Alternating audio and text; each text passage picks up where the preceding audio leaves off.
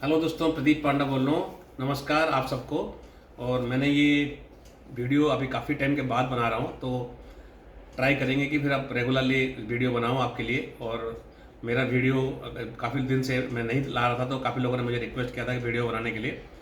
तो आज हम जो टॉपिक के बारे में बात करेंगे, जैसे कि आपको ऑलरेडी पता होगा इस टॉपिक के बारे में कि गवर्नमेंट ऑफ इंडिया ने, प्राइम मिनिस्टर मोदी ने 15 अगस्त को एक बहुत बड़ा अनाउंसमेंट किया है। जो जीएसटी का रेट्स जो अभी है उसको रेशनलाइज करना है उसको।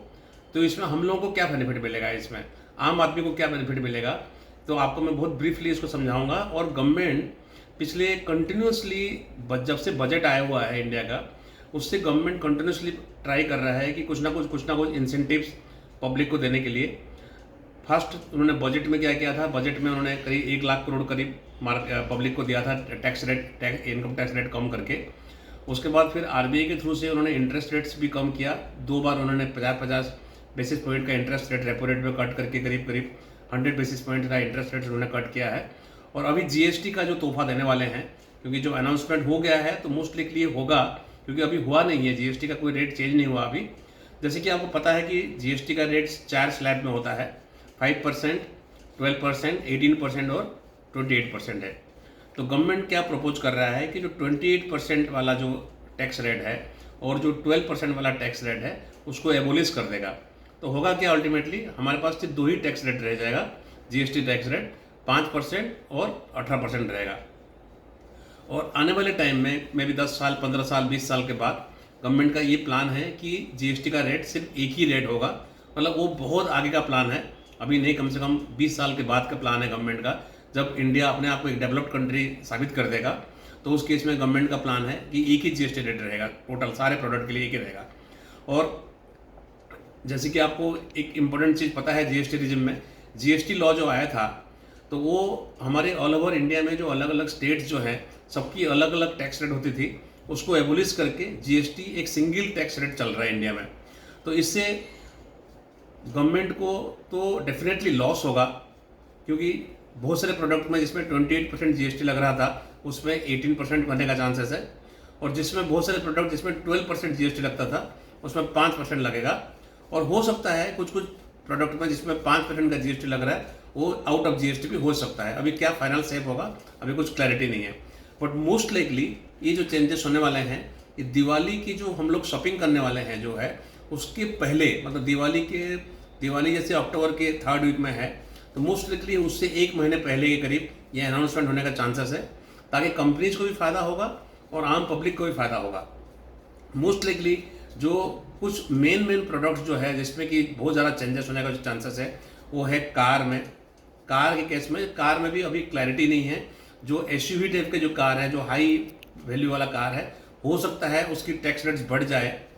बट जो स्मॉल लेवल कार जितने भी हैं, जो 1200 सीसी से जितने नीचे वाले सारे हैं, उनका डेफिनेटली टैक्स रेट जो है 28% से 18% हो जाएगा। एयर कंडीशनर जो एक ऐसे एक प्रोडक्ट है जिसमें कि पूरी क्लैरिटी है, पूरी है कि वो 28% से आपका 18% हो जाएगा। और सीमेंट का टैक्स रेट्स कम होने का चांसेस है। और ऐसे बहुत सारे प्रोडक्ट्स हैं जिसमें कि हमारे रोज़मर्रा की चीज़ें हैं, उसमें टैक्स रेट में फ़ायदा होगा।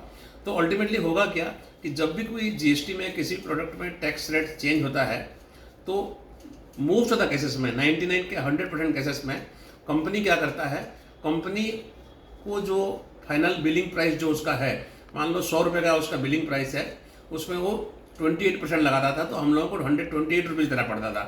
तो अभी हमको 118 रुपये देना पड़ेगा, क्योंकि डेफिनेटली जीएसटी रेट उसका कम हो जाएगा। तो पब्लिक के पास एक्स्ट्रा मनी डिस्पोजल में आएगा, जो कि और दूसरे किसी चीज़ में एक्सपेंडिचर करने का चांसेस है इसमें। तो अभी आपको ये पता होगा कि इंटरनेशनल जो एनवायरनमेंट चल रहा है, इकोनॉमिक एनवायरनमेंट चल रहा है, जो ट्रम्प का टेरिफ का न्यूज़ आप रोज़ सुन रहे होगे ट्रम्प टेरिफ के लिए।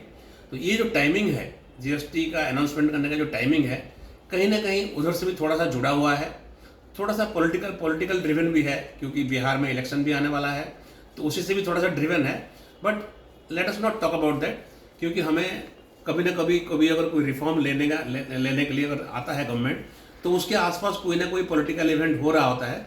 तो हम डेफिनेटली पॉलिटिकल इवेंट से इसको लिंक नहीं करेंगे, क्योंकि कभी ना कभी गवर्नमेंट को इसको अनाउंसमेंट करना ही था। तो ये जो गवर्नमेंट का एक डिसीजन है, ये बहुत बहुत बड़ा एक इम्पोर्टेंट इकोनॉमिक रिफॉर्म्स बोला जाएगा। और एक आने वाले टाइम में इंडियन इकोनॉमी को एक कंजम्पशन ड्रिवन इकोनॉमी जो है, जिसके लिए कि इंडिया को पूरे ऑल ओवर वर्ल्ड में जाना जाता है कि India is a consumption driven economy.